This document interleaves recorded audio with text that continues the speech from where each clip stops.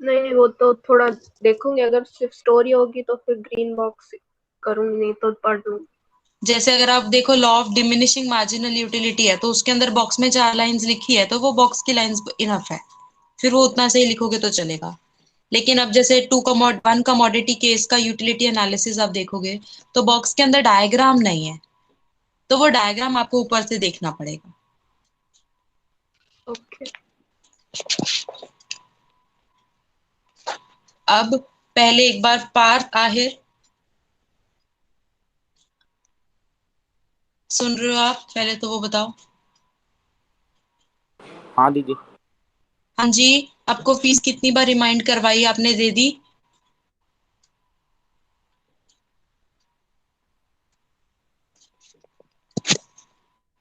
हम्म। फिर it is not possible for me कि मैं आप लोगों को रोज रोज मैसेज करूं कि फीस दो फीस दो फीस दो। मैं आपको एक बार याद करवाऊंगी, उसके बाद आपकी ड्यूटी बनती है कि आप देकर मुझे इन्फॉर्म करो कि दीदी मैंने दे दी है। आज ऑनलाइन पेमेंट करवाओ Partha.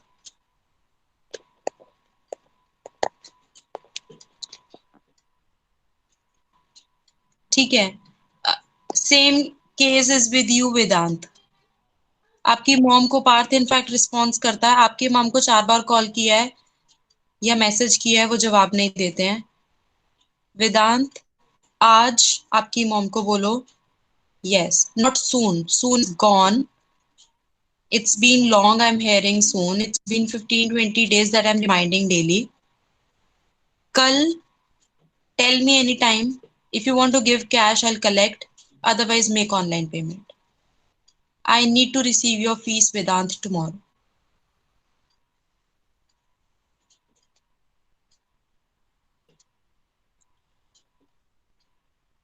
Rest is all fine. अब मुझे ये बता दो, देखो हमारा खत्म हो गया टर्म 1 का कोर्स। इफ यू सी, हमने इको में पूरे 6 चैप्टर्स कर लिए इलास्टिसिटी तक, और हमारा बीएसटी भी फिनिश हो गया है। Now tell me what you want me to revise. ऐसा कुछ है कि आप रिवाइज करवाना चाहते हो, या कुछ आपकी तरफ से डाउट्स हैं, या मैं मेरी तरफ से आपको क्वेश्चंस पूछूं और आप बताओगे? टेल मी योर सजेशंस कि आप कैसे क्लियर करना चाहते हो जो हमने ऑलरेडी पढ़ लिया है, वो बताओ।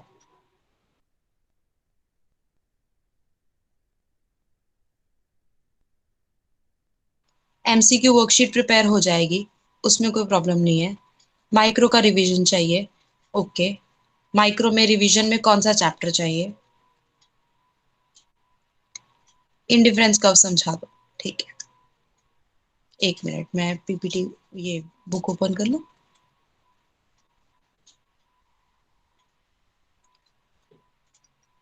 ऑफलाइन देख लेते हैं वेदांत, एनीवेज अभी तो वेदर इश्यूज इतने ज्यादा चल रहे हैं कि ऑफलाइन आप लोगों को भी जाना सजेस्टेबल नहीं है।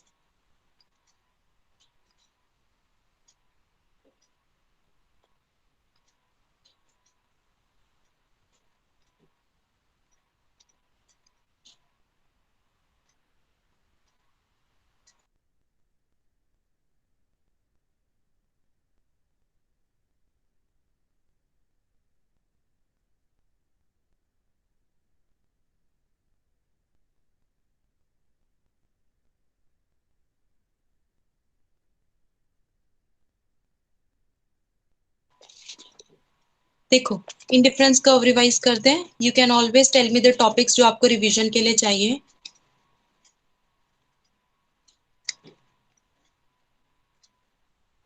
डिस्कस करके करेंगे, be now a silent class, will discuss, ताकि मुझे पता चले कि आप जो बोलते हो, अगर आप उसमें कुछ गलत बोलते हो तो हम उसको करेक्ट करेंगे। हम सब, मतलब मैंने खुद के लिए हम यूज नहीं किया, हम सब उसको करेक्ट करेंगे। इन डिफरेंस कर्व, किसको इसकी डेफिनेशन पता है बताओ, क्या होता है इंडिफरेंस कर्व?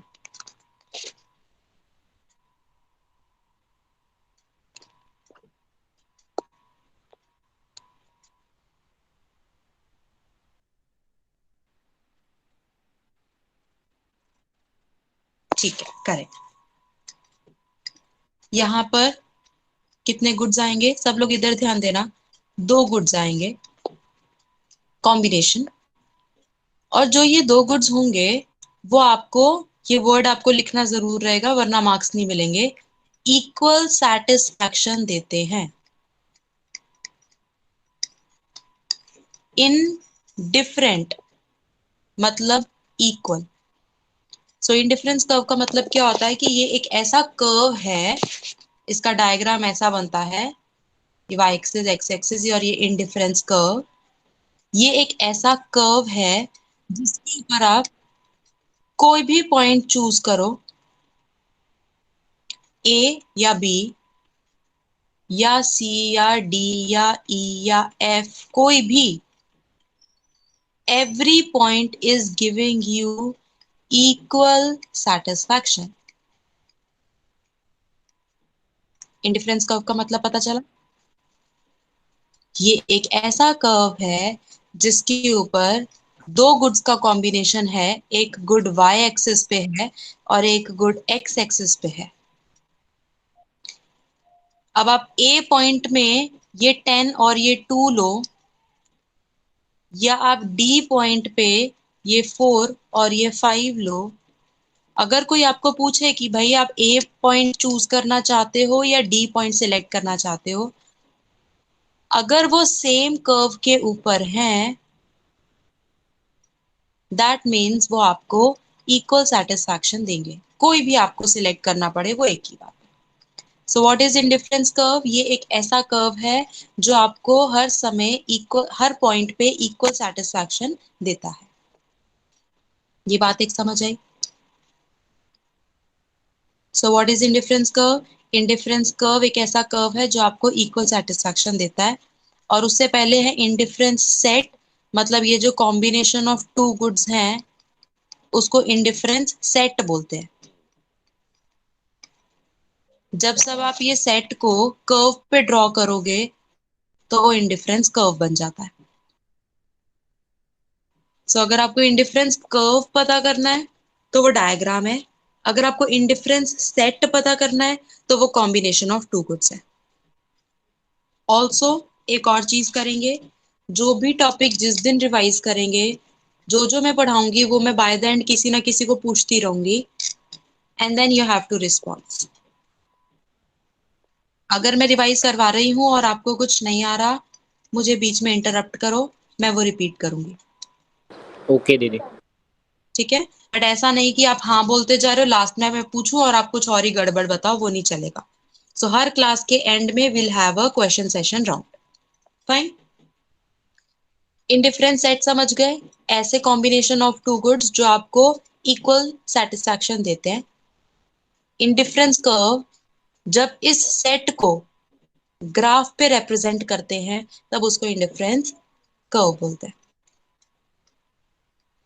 5 प्रॉपर्टीज है इंडिफरेंस कर्व की, पांचों प्रॉपर्टीज इंपॉर्टेंट है। पहली प्रॉपर्टी ये है कि इंडिफरेंस कर्व जो है वो डाउनवर्ड स्लोप करता है। आपको उसका डायग्राम ध्यान है, ऐसे नीचे जाता है वो, ऐसे ऊपर नहीं जाता, डाउनवर्ड स्लोपिंग है लेफ्ट टू राइट। इसका रीजन मुझे बताओ, किसी को पता है, याद है इंडिफरेंस कर्व डाउनवर्ड स्लोप क्यों करता है? MRS ना ना, इनवर्स। करेक्ट, एमआरएस जो है वो तो शेप के लिए है, इसकी जो कॉन्वेक्स शेप है उसके लिए है। कोई भी कर्व डाउनवर्ड स्लोप कब करता है? जब उसके y एक्सिस और x एक्सिस का ऑपोजिट रिलेशन होता है। सो इनवर्स रिलेशन है, इस वजह से वो डाउनवर्ड स्लोप करता है। और इनवर्स रिलेशन का क्या मतलब होता है? That if you want to increase one good, you have to decrease another good. आप उसकी शेप में देखो, अगर आप इस पॉइंट पे, आपको नीचे वाले पॉइंट पे जाना है ट्रैवल करके, तो एक एक्सिस आपकी बढ़ेगी तो दूसरी एक्सिस आपकी कम होगी. So when you want to increase one good, you have to decrease the another good, and because of this, the shape is inverse. सिर्फ ये एक लाइन इंपॉर्टेंट है, पता नहीं इतनी कहानी उन्होंने क्या लिखी है. आई बात समझ में? तो सिंपल 1 मार्क का क्वेश्चन, फीचर्स या प्रॉपर्टीज ऑफ इंडिफरेंस कर्व में कि वो डाउनवर्ड स्लोपिंग क्यों करता है, क्योंकि उनका जो एक्स और वाई एक्सिस है वो ऑपोजिट रिलेशन में है. एक को इंक्रीज करते हो तो दूसरा डिक्रीज हो जाता है. अच्छा मुझे बताओ, जो हमने कोर्स पूरा किया उसमें और भी कोई कर्व था जो डाउनवर्ड स्लोपिंग था?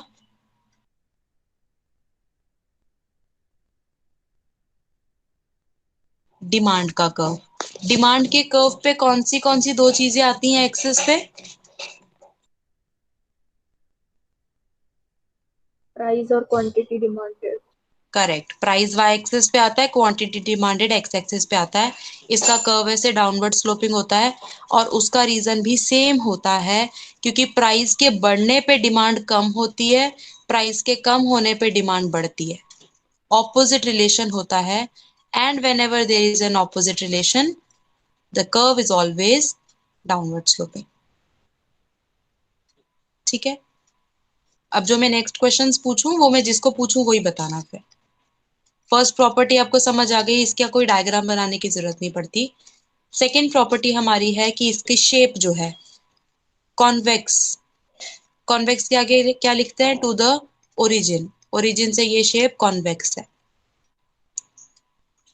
कॉन्वेक्स शेप का रीजन क्या होता है? कभी भी किसी भी कर्व का शेप का रीजन पूछे तो वो होता है उसका स्लोप.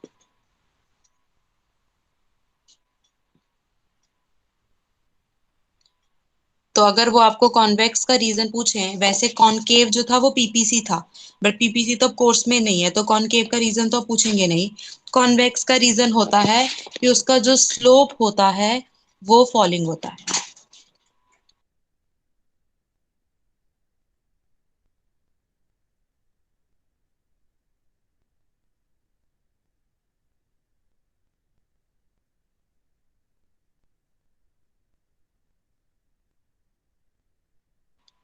सॉरी.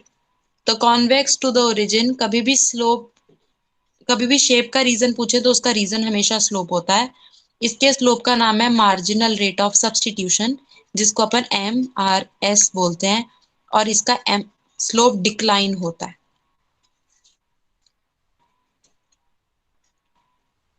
कभी भी, ये तभी भी बताया था जब हमने पढ़ा था, फिर से लिख रही हूं तीनों चीजें. जब स्लोप डिक्लाइन होता है, ये बॉक्स थोड़ा छोटा पड़ने वाला है. दीदी, हाँ जी. फर्स्ट वाले पॉइंट में मोनोटोनिक प्रेफरेंस आएगा ना, उसके रीजन का नाम? ये डाउनवर्ड स्लोपिंग वाले में? हाँ. हाँ, लिख सकते हो वो भी. मोनोटोनिक प्रेफरेंस का मतलब होता है कि जितने ज्यादा गुड्स आपके पास होते हैं उतना सेटिस्फैक्शन आपको मिलता है. अब बिकॉज आपका जो इंडिफरेंस कर्व है वो सेम सेटिस्फैक्शन देता है, तो अगर आप एक गुड को बढ़ाते हो तो आपको दूसरा गुड कम करना पड़ेगा, तभी वो सेम सेटिस्फैक्शन देगा. क्योंकि अगर आप दोनों गुड्स बढ़ा दोगे तो मोनोटोनिक प्रेफरेंस के हिसाब से ज्यादा हो जाएगी सेटिस्फैक्शन फिर. So if you want to keep equal satisfaction, तो when you increase one good you will have to decrease the another good, तभी वो सेम रहेगी सेटिस्फैक्शन. जब कभी भी कॉन्वेक्स शेप हो तो स्लोप डिक्लाइन लिखना है, कॉनकेव शेप हो तो स्लोप राइज लिखना है, और स्ट्रेट लाइन हो तो स्लोप कांस्टेंट लिखना है. इसका एमसीक्यू कुछ भी वो पूछ सकते हैं. वो बोलेंगे कि बताओ indifference curve concave to the origin कब होगा. So we don't have to argue with them कि वो कॉन्वेक्स शेप का होता है. उन्होंने एक क्वेश्चन पूछा है कि कॉनकेव कब होगा, तो कब होगा, तो तब होगा जब उसका स्लोप क्या करेगा? राइज. तो ये तीन चीज आपको स्लोप और उसकी शेप्स के बारे में याद रखना है. Decline will be convex, rise will be concave, and constant will be a straight line. Demand curve का स्लोप जो है वो कांस्टेंट होता है, इसीलिए वो स्ट्रेट लाइन बनती है, डाउनवर्ड स्लोपिंग। ठीक है, सो हमारी जो सेकेंड प्रॉपर्टी है वो यही है कि ये कॉन्वेक्स शेप है और उसका रीजन हमको उसका स्लोप लिखना है। ये दो जो पॉइंट्स हैं हमारे, ये हैं हमारे 1 मार्कर क्वेश्चंस। ठीक है, फिर इसके बाद हमारे पास आते हैं थर्ड पॉइंट हमारा, जिसमें अगर आपको डिस्क्रिप्टिव है एग्जाम में तो आपको बनाना पड़ेगा diagram. Higher IC, higher satisfaction. ध्यान से सुनेंगे अभी हम ये। डायग्राम के बिना ये पॉइंट आप एक्सप्लेन नहीं कर सकते हो, पहली बात ये, और इसके नेक्स्ट वाले भी। सो एक अच्छा सा डायग्राम बनाना, बड़ा सारा, दो आईसी कर्व्स बनाना, नाम देना उनको। हमारे कंक्लूजन के हिसाब से ये है कि जो आईसी कर्व 2 है, क्योंकि वो हायर है इसलिए वो हमको ज्यादा सेटिस्फैक्शन देगा। अब वो क्यों देगा वो हमको प्रूफ करना पड़ेगा, हम सीधा पॉइंट्स लिख नहीं रहे। तो ऐसे आपको लाइंस बनानी है। वाई एक्सिस का जो गुड वाई है आपका, उसको स्ट्रेट लाइन बनाना, और गुड एक्स आपका चेंज होगा। ठीक है, तो ये मार्किंग कर देना। अभी आपका जो पॉइंट ए है वो आपको गुड एक्स 2 क्वांटिटी देता है, गुड वाई 5 क्वांटिटी देता है। और जो आपका पॉइंट बी है वो आपको गुड एक्स 3 क्वांटिटी देता है, वो आपको गुड वाई 5 क्वांटिटी देता है। अगर आप एक रैशनल कंज्यूमर हो, ध्यान से दोनों कॉम्बिनेशंस को देखो। ए में 2 और 5 है, बी में 3 और 5 है। अगर आपको कोई ऐसी बास्केट दे रहा है तो आप कौन सा सिलेक्ट करोगे, कंसीडरिंग कि उसके अंदर जो चीजें हैं दोनों चीजें आपकी एकदम फेवरेट मोस्ट चीजें हैं। मोनोटोनिक प्रेफरेंस के अकॉर्डिंग बी लेंगे। करेक्ट, मोनोटोनिक प्रेफरेंस के हिसाब से बी लेंगे। मोनोटोनिक प्रेफरेंस एक बार फिर से रिपीट करती हूँ, जितने ज्यादा प्रोडक्ट्स होते हैं उतना अच्छा लगता है आपको। एक दूसरी लैंग्वेज में रिपीट करती हूँ, जो आपकी बुक में वर्ड्स नहीं लिखे बट वैसा उसका मीनिंग होता है। Monotonic preference means more of one good but no less than other. एक गुड ज्यादा हो पर दूसरा कम नहीं हो तो हम ज्यादा वाली बास्केट सिलेक्ट करेंगे। तो यहाँ पर ऐसा ही है, गुड एक्स जो है वो बास्केट बी में ज्यादा है और गुड वाई कम नहीं है। More of one good but no less than other. 5 तो दोनों में मिल ही रहा है तो वो तो कोई बात ही नहीं है सिलेक्शन की। इसमें आपको 2 क्वांटिटी मिल रही है, इसमें आपको 3 क्वांटिटी मिल रही है। For sure you will be selecting point B. B is giving you higher satisfaction and B कौन से कर्व पे है, IC2 पे। IC2 जो है वो हायर कर्व है। आई बात समझ में? ये जो मैंने हिंदी में पूरी बातें बोली ये आपको इसके नीचे पैराग्राफ बना के उसको लिखना पड़ेगा। Point A, while comparing point A and B, we see that good Y is same on both the curves, whereas good X is more in point B. Therefore, consumer will be more satisfied at point B. Point B is at higher indifference curve. Therefore, we can say that higher IC will always give you higher level of satisfaction. इसी के साथ suppose यहाँ पे एक और होता, ये line और आगे जाती, ये और आगे जाता, यहाँ पर पॉइंट C है, वापस से पॉइंट C में y एक्सिस तो 5 ही है, x एक्सिस में 4 है। सो IC2 के भी कंपैरेटिवली वो इंसान क्या चुनेगा, IC3 सिलेक्ट करेगा। सो whenever the curve goes higher, because it has more goods to offer, that is why higher indifference curve will always give you higher level of satisfaction. एक बार मुझे कमेंट्स में बताओ ये 3 प्रॉपर्टीज सबको क्लियर है, तो फिर मैं आगे की आपको 2 और properties सिखाऊं।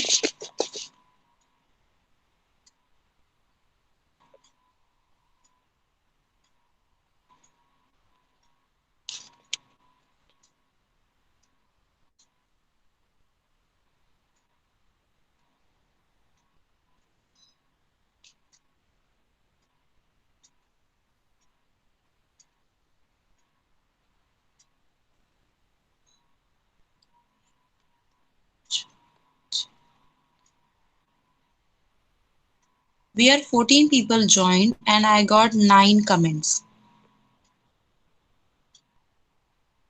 Simran, Yashvi,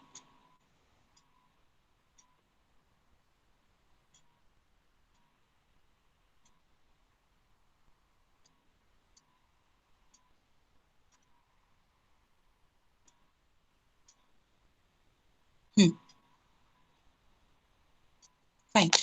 We'll move on to next point, our fifth point. तो 4 इंडिफरेंस कर्व का हो गया. अब हम 3 हो गए, चौथा करते हैं. किसी को याद है फोर्थ प्रॉपर्टी क्या है? एनीबॉडी? ICs will not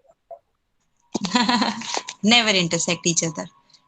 दो IC curves will never intersect each other.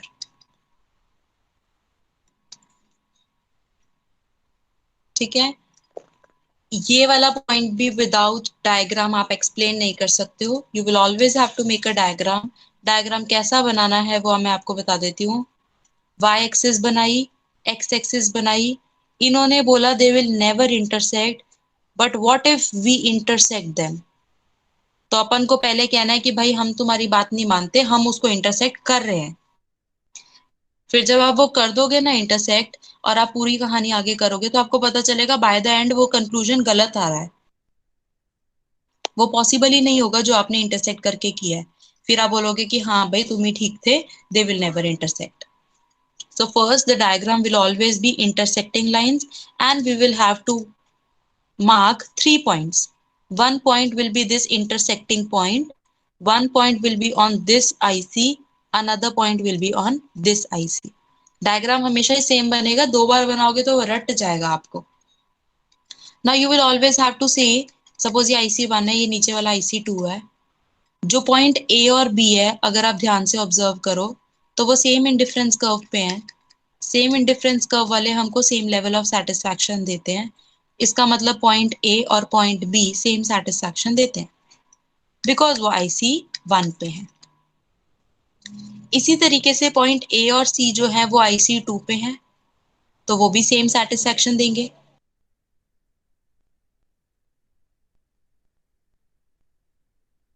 So A और B सेम कर्व पे हैं, इसलिए वो सेम सेटिस्फैक्शन देते हैं. A और C सेम कर्व पे हैं, इसलिए वो सेम सेटिस्फैक्शन देते हैं. मैथ्स यूज करेंगे तो इट विल इम्प्लाई कि B और C भी सेम सेटिस्फैक्शन देने चाहिए. बट आप अपने डायग्राम्स में ऑब्जर्व करोगे तो B और C अलग अलग इंडिफरेंस कर्व पे हैं, और 2 इंडिफरेंस कर्व कभी भी सेम सेटिस्फैक्शन नहीं देता. क्योंकि B और C साफ साफ दिखाई दे रहा है डिफरेंट इंडिफरेंस कर्व्स पे हैं, they can never give us the same satisfaction. Therefore our conclusion is wrong. Therefore our assumption is wrong कि 2 इंडिफरेंस कर्व इंटरसेक्ट करते हैं. So we can always say कि 2 IC curves will never intersect each other.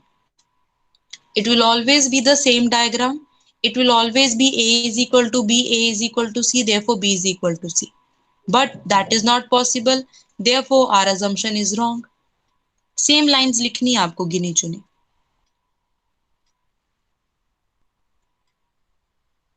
And our last property, हमारी जो third और fourth वाली property है वो विदाउट डायग्राम नहीं चलती है. Our last property क्या है? हमारी लास्ट प्रॉपर्टी बताओ. do not touch x or y axis. Correct. ना वो x एक्सिस को x एक्सिस को टच करती, ना वो y एक्सिस को टच करती. Do not touch x axis, y axis. अगर वो x एक्सिस को टच करता है तो ऐसे डायग्राम बनता है, अगर वो y एक्सिस को टच करता है तो ऐसे डायग्राम बनता है. जब कभी भी हम y एक्सिस या x एक्सिस को टच करते हैं तो कोई दूसरा वाला कोऑर्डिनेट 0 हो जाता है. एंड यहाँ पर हमारी अजम्पशन है कि हमको 2 गुड्स लेने हैं. कोई भी एक गुड 0 नहीं होना चाहिए. तो क्योंकि हमको 2 गुड्स के कॉम्बिनेशन चाहिए हमेशा, we cannot take any of the good as 0, therefore we will not intersect them on, we will not touch them on any of the x's. Are we clear with all the 5 points? Comments में लिखो। हमेशा हाँ कहने की जरूरत नहीं है, कुछ रिपीट करना है तो वो पॉइंट नंबर लिख दो, वो मैं रिपीट कर दूंगी, और अगर क्लियर है तो यस लिखो।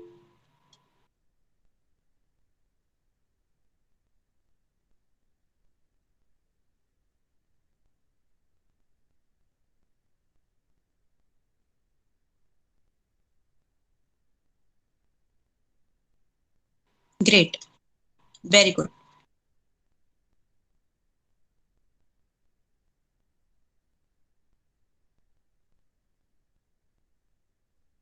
Question answer time. Nobody will leave. किसी ने लीव किया तो देखना। दी हाँ जी। इंडिफरेंस कर्व और इंडिफरेंस मैप का डिफरेंस क्या होता है? इंडिफरेंस कर्व का मतलब होता है कि वो एक ही कर्व है। ये इंडिफरेंस कर्व बनते हैं तो उसको इंडिफरेंस मैप बोलते हैं। ठीक है। वेदांत का लीव हुआ। एक मिनट मुझे नोट करने दो कौन लीव करता है। Leave in won't be allowed.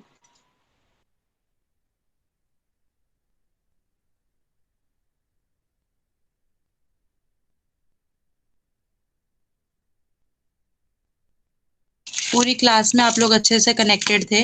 I don't think किसी का नेटवर्क इशू आ रहा था। तो अब जब क्वेश्चन आंसर्स होंगे तो भी किसी का इशू आना नहीं चाहिए। If he joins back then well and fine, otherwise we'll complete. Sorry ma'am, call आ गया था, that's why left. Okay, fine, no worries. चलो we'll start question answers. सबसे पहले हमको बताएंगे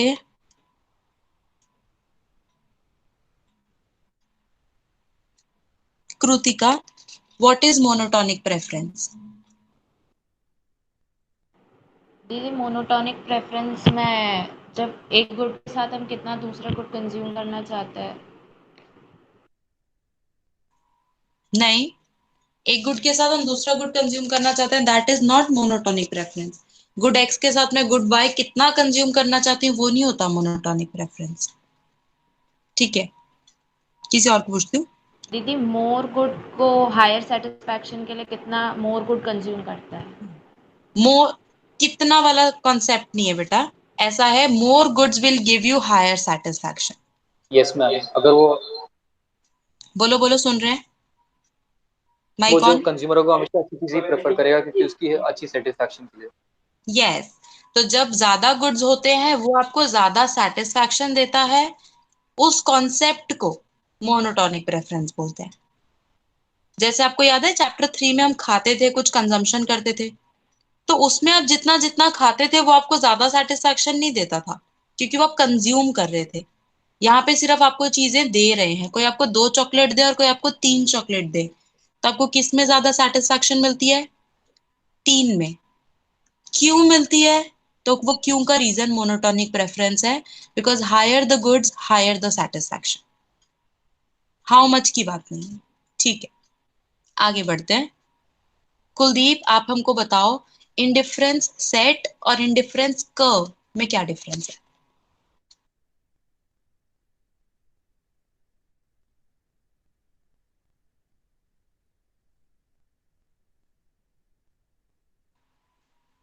एक मिनट रुक जाते हैं हम, आप कहते हो तो। दीदी एक बार रिपीट करना। इंडिफरेंस सेट और इंडिफरेंस कर्व, इन दोनों में क्या डिफरेंस है? एक मिनट। किसी से पूछ रहे हो आप? नहीं दीदी, याद करने दो। हाँ। तो याद मुझे लगता है कोई दूसरा दिमाग कर रहा है ना? नहीं, ऐसे बताएगा भी कौन? चलो जल्दी बताओ, इतना याद ऐसे कैसे करते हो? दीदी नहीं आ रहा यार। सुना ही नहीं होगा आपने। दूसरा क्वेश्चन पूछती हूँ आपको। ठीक है यशवी, हाँ आप बोलो। दीदी इंडिफरेंट सेट वो कॉम्बिनेशंस होते हैं दो गुड्स के जो कंज्यूमर को सेटिस्फैक्शन देते हैं सेम लेवल का, और जो इंडिफरेंस कर्व होता है वो उसी का डायग्रामेटिक प्रेजेंटेशन होता है इंडिफरेंस सेट का। Very good. ठीक है, आगे बढ़ते हैं। देखो एक चीज क्लियर करती हूँ, I am not being strict. मुझे ऐसा नहीं कि मुझे आपको डांटना है, बट मुझे ऐसे पता है कि काफी बार हम रिपीट कर चुके हैं, फिर भी क्योंकि आप लोग लाइटली लेते हो तो वो बार बार आपका मिस हो रहा है। If I will be strict, you study. ठीक है, तो थोड़े से चैप्टर्स हैं, अच्छे से पढ़ लेंगे, आ जाएगा तो अच्छी बात रहेगी। बहुत इजी है micro, if you learn it well. एक ही एक चीज 10 बार पूछी गई है। ठीक है, नेक्स्ट क्वेश्चन हम करते हैं। द नेक्स्ट क्वेश्चन इज, हमको बताएगा प्रभात। प्रभात, आप हमको बताओ कि इंडिफरेंस कर्व डाउनवर्ड स्लोपिंग क्यों होता है?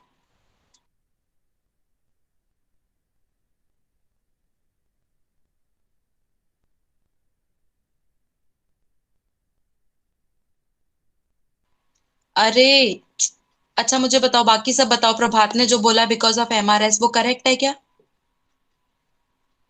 नहीं, क्यों नहीं? इनवर्स रिलेशनशिप होता है इसलिए डाउनवर्ड स्लोपिंग होता है। यस, और एमआरएस वाला रीजन क्या है? उसकी वजह से क्या होता है? Shape. Convex. Yes, when they are asking you कि शेप कॉन्वेक्स क्यों है, तो आपको कहना है डाउनवर्ड एमआरएस डिक्लाइन है। इसलिए जो एमआरएस है स्लोप, वो उसकी शेप का रीजन है, कॉन्वेक्स।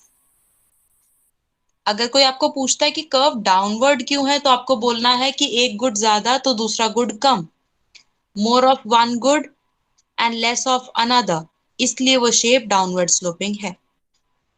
या फिर आप मोनोटोनिक प्रेफरेंस भी कह सकते हो। ओके, ध्यान रखना है। हाँ, आगे बढ़ते हैं।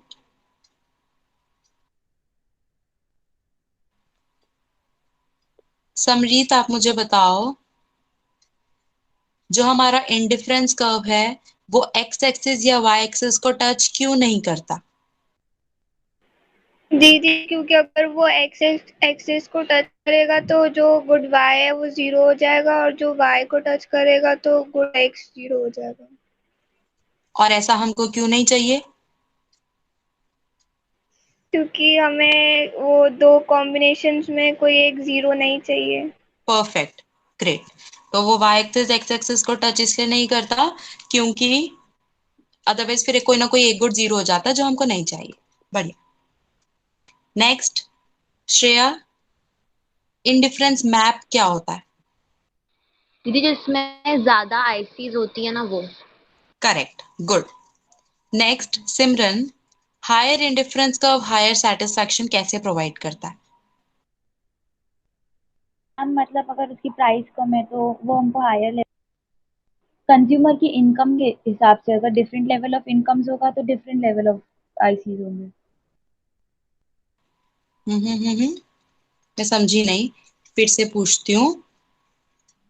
The question is, higher level of indifference curve higher satisfaction कैसे देता है? एक बार फिर से बताओ, आपने क्या बोला?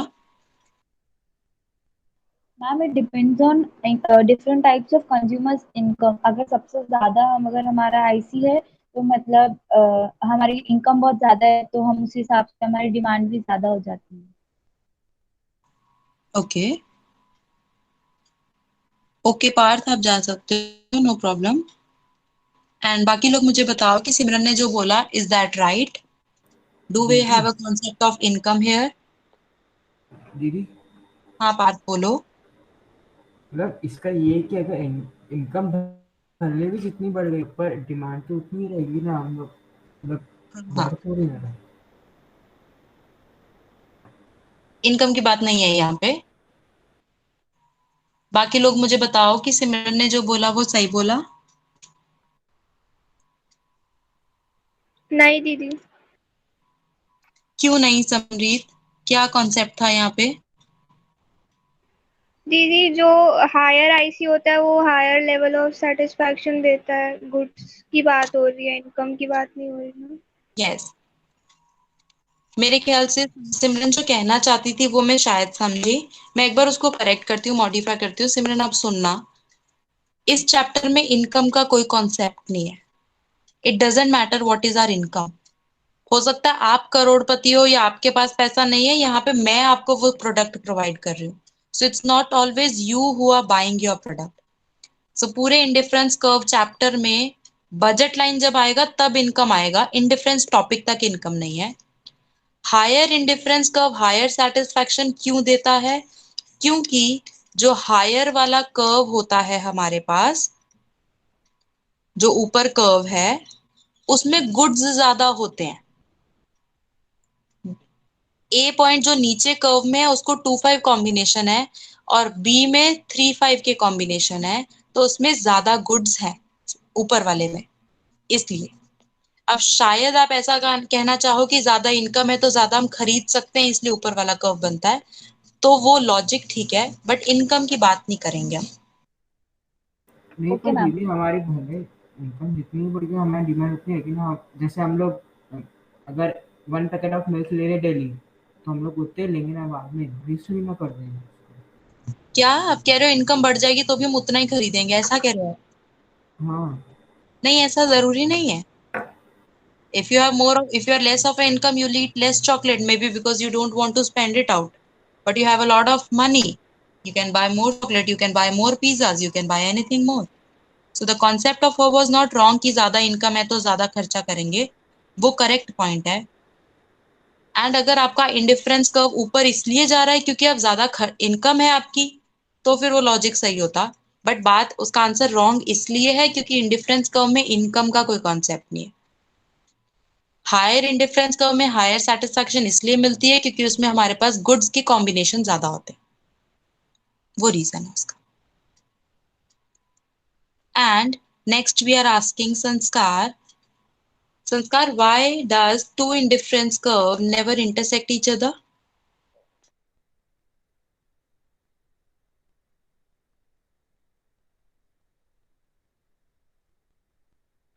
दीदी क्योंकि वो दोनों इक्वल नहीं हो सकते ना, इसलिए इंटरसेक्ट नहीं करते. एक minute,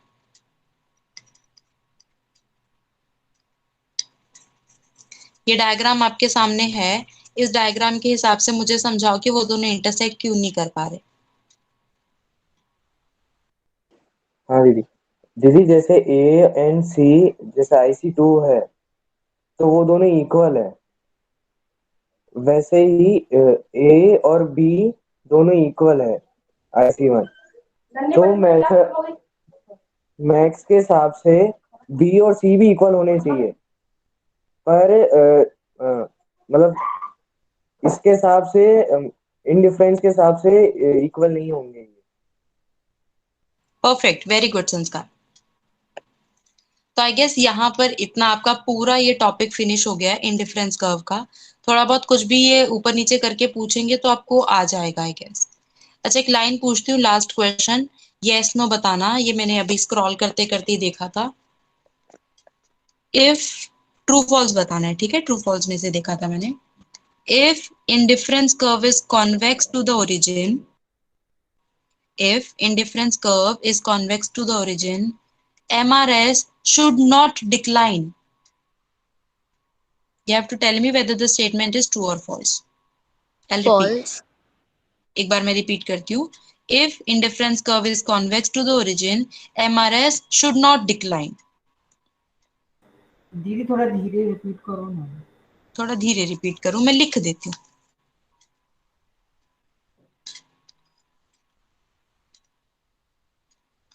If indifference curve is convex to the origin, MRS should not decline. True or false? A lot of you have wrote false. Can you tell me the reason why? दीदी indifference curve तभी convex होता है जब उसके MRS decline होती है. Perfect, very good Shreya. Indifference curve convex ही तब होता है जब MRS डिक्लाइन होता है. तो यहाँ पे ये नॉट वाला वर्ड नहीं आना चाहिए था. सिमरन कुछ बोल रहे हो? ठीक है. सो वो हमको याद रखना है. कॉन्वेक्स होता है तो स्लोप डिक्लाइन ही होता है. कॉनकेव होता है तो स्लोप राइज होता है. अच्छा, स्ट्रेट लाइन होता है तो स्लोप कैसा होना चाहिए? कांस्टेंट. कॉन्स्ट। ग्रेट, ठीक है। तो आज जो हमने किया, आई होप आप लोगों को आ रहा है समझ में इतना। पूरा इंडिफरेंस कर्व का ये टॉपिक खत्म हो गया। इस चैप्टर में 2 टॉपिक्स और हैं, एक बजट लाइन का टॉपिक है और एक उनका इंटरसेक्शन का टॉपिक है। अगर कोई और पर्टिकुलर टॉपिक आप लोगों का डाउट हो, जैसे आज इंडिफरेंस कर्व का था, तो वो मुझे कल बता देना, वरना कल हम ये बजट लाइन और रिवाइज कर लेंगे, ठीक है। We'll be on revision for probably this week. कुछ भी डाउट आए तो बता देना। बाकी मैं टेस्ट रखूंगी बीच बीच में, जब टेस्ट होगा वो मैं ग्रुप में इन्फॉर्म कर देती हूँ आप लोगों को। Okay, that's it for today, will see you on tomorrow. Bye bye. Bye. Thank you didi. Bye bye. Bye दीदी।